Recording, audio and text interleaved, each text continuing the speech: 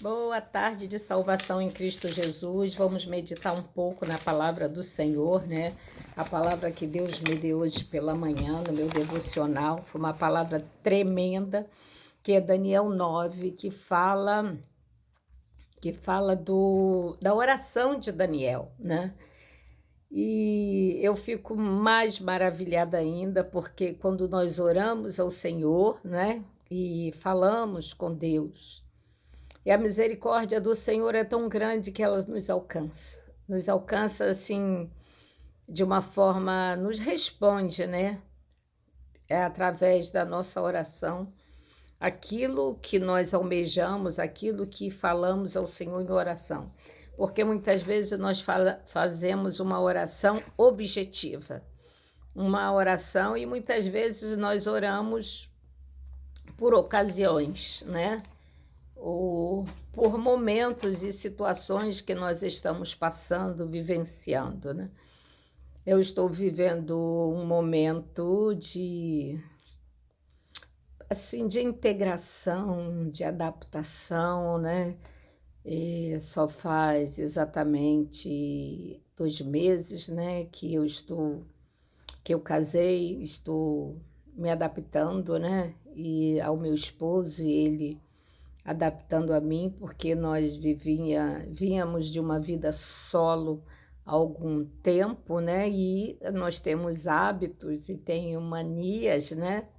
E temos uma personalidade e costumes, né, diferentes quando a gente vive sozinho. E quando nós passamos a vivenciar, dividir com alguém a nossa vida, nós temos que nos anular para fazer bem ao outro e vice-versa, né? Então, assim, eu tenho orado muito ao Senhor, pedindo ao Senhor discernimento, entendimento, né? Até mesmo para conviver com todas as pessoas, né? Com, com os vizinhos, né? Com a nova família, porque Deus nos chama a viver novidade de vida todos os dias, né? E a palavra do Senhor diz que a cada manhã o Senhor renova as nossas forças, né? O choro pode até durar uma noite, mas a alegria vem ao amanhecer, né? E isso que é maravilhoso, né? O Senhor cuidando de nós. E aqui, né, quando o Daniel, ele teve uma visão, né? Porque ele já estava com pouco idade, já estava de idade avançada, porque já estava no reinado de Dário, né? O filho de Assuero, né? Da nação dos Medo, a qual foi constituído rei sobre o reino dos caldeus. No primeiro ano do seu reinado, eu, Daniel, entendi pelos livros que o número dos anos em que falara o Senhor ao profeta Jeremias, em que havia de cumprir-se as desolações de Jerusalém era de 70 anos. E eu dirigi o meu rosto ao Senhor Deus para buscar com oração, súplica, em jejum e saco de cinza. E orei ao Senhor meu Deus. Confessei, disse: Ah, Senhor Deus grande e tremendo. Essa também é a nossa, né, quando nós temos intimidade com o Senhor, essa é a nossa oração, porque nós reconhecemos os nossos erros, né, as nossas falhas, nós olhamos para trás e vamos ver o quão falhos e pecadores somos nós, não é verdade? Orei ao Senhor meu Deus e confessei e disse: Ah, Senhor, ao Senhor Deus grande e tremendo, que guarda a aliança e a misericórdia para os que te amam e guarda os teus mandamentos. Pecamos e cometemos iniquidades, operamos impiamente e fomos rebeldes, apartando-nos dos teus mandamentos e dos teus juízos, e não demos ouvido aos teus servos, os profetas que em teu nome falaram aos nossos reis, aos nossos príncipes e aos nossos pais, como também a todo o povo da terra. A ti, ó Senhor, pertence a justiça, mas a nós a confusão de rosto, como hoje se vê aos homens de Judá, aos moradores de Jerusalém, e a todo Israel, aos de perto e aos de longe, em todas as terras por onde os tem lançado, por causa das suas rebeliões que cometeram contra ti. Ó Senhor, a nós pertence a confusão de rosto, os nossos reis, os nossos príncipes e os nossos pais, porque pecamos contra ti. Ao Senhor nosso Deus pertence a misericórdia e o perdão, pois nós rebelamos contra ele e não obedecemos à voz do Senhor nosso Deus, para andarmos nas suas leis que nos deu por intermédio dos seus servos profetas. Sim, todo Israel transgrediu a tua lei, desviando-se para não obedecer à tua voz. Por isso a maldição e os juramentos que estão escritos na lei de Moisés, servo de Deus, derramarão sobre nós, porque pecamos contra ele. E ele confirmou a sua palavra que falou contra nós, contra os nossos juízes que nos julgavam, trazendo sobre nós um grande mal. Porquanto debaixo de todo o céu nunca se fez como se tem feito em Jerusalém. Como está escrito na lei de Moisés, todo este mal nos sobreveio. Apesar disso, não suplicamos a face do Senhor nosso Deus, para nos convertermos da nossa iniquidade e para nos aplicarmos à tua verdade. E apressou-se o Senhor e vigiou sobre o mal e o trouxe sobre nós, porque justo é o Senhor nosso Deus em todas as suas obras que fez, pois não obedecemos a sua voz. Ora, pois, o Senhor nosso Deus, que tiraste o teu povo da terra do Egito com mão poderosa, e ganhaste para ti nome, como hoje se vê, temos pecado, temos procedido impiamente. Ó Senhor, segundo todas as tuas justiças, aparta-se a tua ira e o teu furor da tua cidade de Jerusalém, do teu santo monte, porque por causa dos nossos pecados e por causa das iniquidades de nossos pais vieram Jerusalém e o teu povo a servir de opróbrio para todos os que estão ao redor de nós. Agora, pois, ó Deus nosso, ouve a oração do teu servo e as suas súplicas sobre o teu santuário assolado, faze resplandecer o teu rosto por amor do Senhor. Inclina, ó Deus meu, os teus ouvidos sobre os teus olhos e olha para a nossa desolação e para a cidade que é chamada pelo teu nome. Porque não lançamos as nossas súplicas perante a tua face, fiados em nossa justiça, mas em tuas muitas misericórdias. O Senhor ouve, o Senhor perdoa, o Senhor atende, age sem tardar, por amor de ti mesmo, ó Deus meu, porque a tua cidade e o teu povo são chamados pelo o teu nome. Glória a Deus, louvado seja o nome do Senhor, né? Verdadeiramente, né? Nós não obedecemos, né, a palavra do Senhor, muitas vezes somos rebeldes em todos os aspectos. Não é só na palavra do Senhor. A nossa maior dificuldade como ser humano é obedecer, porque nós vivemos num mundo carnal, né, onde há uma grande facilidade em tudo.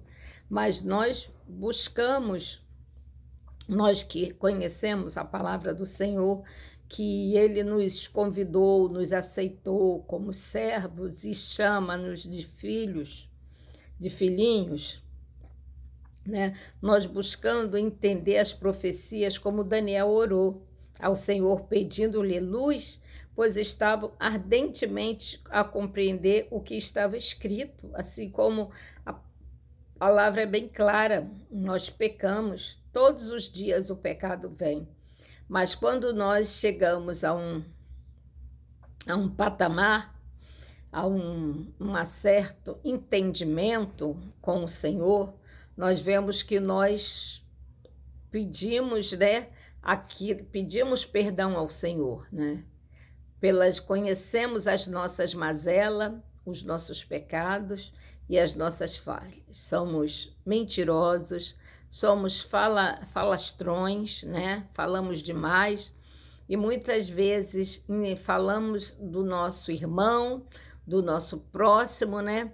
Não falando mal e não bem, né? E tudo isso faz parte da carnalidade do ser humano, a qual nós precisamos, né, ter um encontro verdadeiro com o Senhor e seguir a palavra de Deus que diz: amar o teu próximo como a ti mesmo e como e acima de tudo, né? Amar o teu Deus de toda a tua força.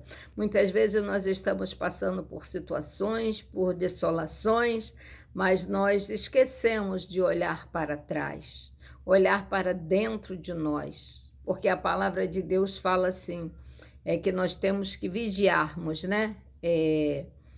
Nós temos que o homem, em Coríntios 11, ali a parte da ceia, Paulo fala, né, que o homem tem que examinar a si próprio, que nós temos que nos examinar, que nós temos que nos policiarmos, né, para que nós não venhamos sofrer as consequências dos nossos atos. Aqui o povo, ele estava padecendo, estava sofrendo, estava passando por esta situação, porque estava sendo escravizado ali pelo povo persa, né? Pela nação dos medos no reino dos caldeus, por quê? Por desobediência, por não entender, por não querer estar no querer do Senhor, né? Foram como escravos para aquela nação, e ali eles se multiplicaram, e foi apertado ali o negócio para o povo, né? Porque o povo crescia, né? Mas esqueceram do seu Deus, do Deus de Israel, do Deus Todo-Poderoso, do Deus que liberta, do Deus que salva, do Deus que cura, do Deus que renova, do Deus que aviva, do Deus que nos desperta. Eles esqueceram da bondade de Deus, de quem Ele é. Ele é soberano, Ele é o Criador dos céus e da terra, e tudo Ele pode em favor das nossas vidas, e em favor daquele povo. Basta tão somente que tu clame, que tu chame por Ele, que tu entre no querer do Senhor, que tu venha a obedecer, né, aquilo que os profetas têm ensinado. O que você tem feito com o que você tem aprendido na escola bíblica? O que você tem feito com os sermões que o teu pastor, com a homilia que o teu pastor tem aplicado nos cultos de doutrina, nos cultos de ensinamento, nos cultos de libertação, nos testemunhos que você tem ouvido do teu irmão, do teu próximo, na tua igreja? O que você tem feito com tudo isso? Eu aprendi muito, muito e continuo aprendendo, porque a gente não para de aprender, a gente não para, a vida não para. Há um tempo determinado para todas as coisas, mas muitas vezes somos nós que prolongamos o tempo com as nossas atitudes, com a nossa desobediência. E Daniel aqui, ele entendeu por que o povo perecia, por que acontecia, porque os profetas lá atrás, o profeta Jeremias, já havia falado desse cativeiro, já havia falado dos 70 anos. Quando você não entende alguma parte da Bíblia, você tem orado ao Senhor por entendimento. Esta deveria ser a atitude de todas as vezes que abrimos a palavra de Deus, pois o mesmo Deus que inspirou os seus servos a escrevê-la é o Deus que pode dar capacidade de entendê-la, como deu a Daniel. Né? Daniel era sábio. A sua oração revela plenamente identificando com o seu povo. Ele não pedia ao Senhor o perdão dos pecados do povo, mas humildemente incluía-se na culpa, confessando: nós temos pecado, nós somos pecadores. E a sua oração revela ainda que Daniel se apegava à justiça que vem de Deus, pois em momento algum ele se referiu à sua justiça própria, apresentando as suas virtudes como meio de obter a atenção divina. E muitas vezes o que é que nós fazemos? Senhor, eu faço a tua obra, Senhor, eu vou à consagração, Senhor, eu participo da campanha do quilo, Senhor, eu vou fazer evangelismo, Senhor, eu faço isso, Senhor, eu faço aquilo. Você está se justificando pelo que você faz. Mas mesmo assim, se você não fizer tudo isso e não entender a palavra e não viver a palavra, você é pecador. Porque todos nós, porque a gente peca todo dia, involuntariamente. Daniel simplifica pela compaixão e perdão divino. Apesar dos pecados do seu povo, ele permanece confiante na misericórdia de Deus, crendo que o Senhor estava disposto a perdoar aqueles que ele se achega com o coração contrito. Eu posso orar por você, eu posso interceder por você, mas você que tem que aquebrantar o seu coração para se aproximar de Deus, para que a oração que eu venha fazer por ti venha chegar ao coração de Deus. Porque muitas vezes muitas pessoas não oram, não têm fé, não crê, só para não, quando a gente pergunta, aceita uma oração, ele, para a gente até parar, né? Vou aceitar, parar de encher meu saco, né? Aí aceita a oração, mas não abriu o coração. Se você não abriu o coração, não adiantou de nada. Como Deus atende a toda oração que lhe é dirigida, com humildade, fé, submissão à sua vontade, o Senhor atendeu a oração do seu profeta, e o anjo Gabriel lhe foi enviado novamente para lhe dar o entendimento que ele desejava. Ao nos aproximarmos rapidamente do fim dos tempos, devemos também, como Daniel fez, clamar ao Senhor para que ele nos dê o discernimento para entender as coisas espantosas que estão acontecendo à nossa volta, que estão diante dos nossos olhos e nós não enxergamos. Diante de tantos sinais do fim se cumprindo diariamente em nossos olhos, não deveríamos imitá-lo, buscando em Deus o entendimento das profecias referente ao fim do mundo, ao fim de todas as coisas, não ao fim do mundo, que o mundo permanecerá, mas o fim de todas as coisas. O fim de todo aquele mal que te atormenta, daquela pessoa que te calunia, daquela pessoa que te deseja mal. Não é o fim da pessoa, mas é que Deus venha cessar, né? Porque muitas vezes essas coisas nos incomodam, mas Deus sabe de todas as coisas. Há um propósito entre o céu e a terra. Em tudo que acontece à nossa volta, há um propósito. Eu não queria vir para Jacarepaguá. Eu não queria vir conviver na mesma casa com a minha irmã. Não queria conviver com a família que eu já conhecia, cada um. E que já se passaram 40 anos, né? Então, assim, 40 anos, quantas coisas não aconteceu na vida deles e na minha vida? Eu não queria, mas obedeci, porque tinha um propósito maior. Deus me chamou para uma grande missão. Só que essa missão eu não poderia caminhar sozinha. E Deus me deu um companheiro, Deus me deu um esposo, né? Porque eu não estava procurando e nem ele procurando, né? E Deus proporcionou o encontro e nos aproximou, né? E os propósitos, porque Deus não une pessoas, Deus une pessoas sim com o mesmo propósito. O propósito é servir o reino de Deus. O propósito é fazer aquilo que agrada o Senhor. O propósito é fazer aquilo que Deus colocou em nosso coração a ser feito. Esse é o grande propósito, né, da união, do casamento, né? Porque nós não somos mais adolescente. Nós não somos jovenzinhos, inexperientes. Nós sabemos o que nós queremos, nós sabemos o que é bom e o que é ruim, sabemos separar o joio do trigo. Mas o Senhor disse que o joio tem que crescer junto com o trigo. Para isso, Ele nos dá o entendimento e nos dá a visão para que nós venhamos permanecer amando o nosso próximo como a nós mesmos e amar a Deus acima de qualquer coisa. Amém? Glória a Deus. Deu para os irmãos entender a palavra? Se não entendeu, meu amado, minha amada, peça ao Senhor o discernimento. Leia o capítulo 9 de Daniel.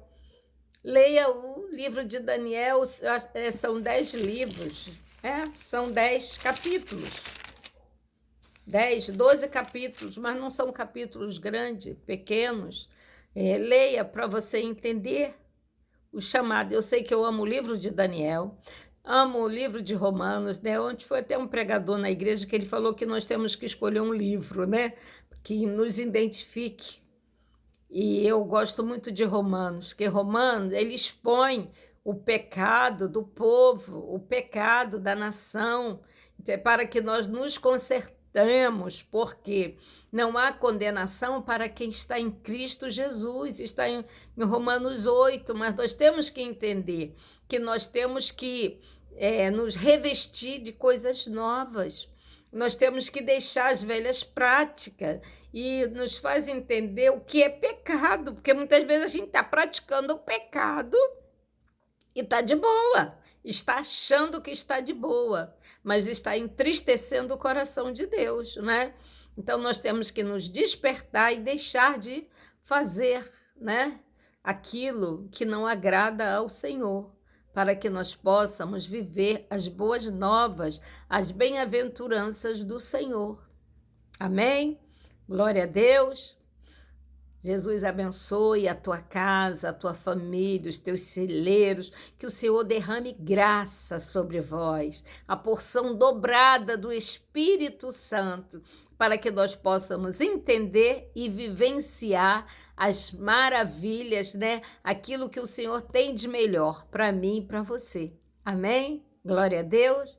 Deus abençoe, uma boa tarde de salvação em Cristo Jesus, né? E que você possa sempre dizer, né, que eu e a minha casa serviremos ao Senhor. Mesmo profetiza isso, porque mesmo se tem alguém que não serve, que está afastado, Deus irá tocar, Deus irá trazer a palavra, as boas novas, né, do seu reino, né? E ele sentirá o prazer de dizer que quer aceitar Jesus, né, como seu único Salvador, né, e quer que a sua casa, e declarar que quer que a sua casa, né, sirva ao Senhor. Amém? Glória a Deus. Deus abençoe, Deus abençoe.